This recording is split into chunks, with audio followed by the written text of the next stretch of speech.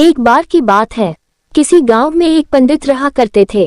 पूरे गांव में वह अकेले पंडित थे जिन्हें पूरे गांव से कुछ न कुछ दान में मिलता रहता था। दान के लालच में उन्होंने गांव में किसी दूसरे पंडित को नहीं रहने दिया और अगर कोई आ भी जाता था तो उन्हें किसी भी प्रकार से गांव से भगा देते थे। इस प्रकार उनके पास बहुत सारा धन इकट्ठा हो गया था। वहीं एक ठग की नजर कई दिनों से पंडित के धन पर थी।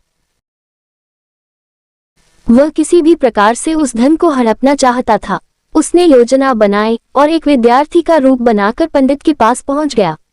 उसने पंडित से अपना शिष्य बनाने का आग्रह किया। पंडित जी, आप मुझे अपना शिष्य बना लीजिए, मैं भी आपकी सेवा करना चाहता हूँ। मुझे अभी शिष्य की कोई जरूरत नहीं है। ठीक है, अगर तुम चाहते हो तो मैं तुम्हें अपना शिष्य बना लेता हूँ। पहले तो पंडित ने मना किया, लेकिन फिर थोड़ी देर बाद मान गए और ठग को अपना शिष्य बना लिया। ठग पंडित के साथ ही मंदिर में रहने लगा और पंडित की सेवा के साथ साथ मंदिर की देखभाल भी करने लगा। ठग की सेवा ने पंडित को खुश कर दिया, लेकिन फिर भी वह ठग पर पूरी तरह विश्वास नहीं कर पाया। एक दिन पंडित को किसी दूसरे गांव से निमंत्रण आया और वह शिष्य के साथ जाने के लिए तैयार हो गया। पंडित ने अपने धन को भी अपनी पोटली में बांध लिया। रास्ते में उन्हें एक नदी मिली। पंडित ने सोचा कि क्यों न गांव में प्रवेश करने के पहले नदी में स्नान कर लिया जाए। पंडित ने अपने धन को एक कंबल में छुपा कर रख दिया और ठग से उसकी देखभाल करने का बोलकर नदी की ओर चले गए।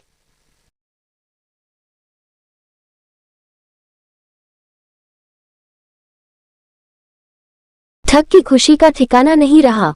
उसे जिस मौके की तलाश थी वो मिल गया। जैसे ही पंडित ने नदी में डुबकी लगाई, ठग सारा सामान लेकर भाग खड़ा हुआ। जैसे ही पंडित वापस आया, उसे न तो शिष्य मिला और न ही अपना सामान। पंडित ने ये सब देखकर अपना सिर पकड़ लिया। कहानी से सीख। हमें इस कहानी से यह सीख मिलती है कि कभी भी लालच नहीं करना चाहिए और न ही किसी की चिकनी चुपड़ी बातों पर विश्वास करना चाहिए।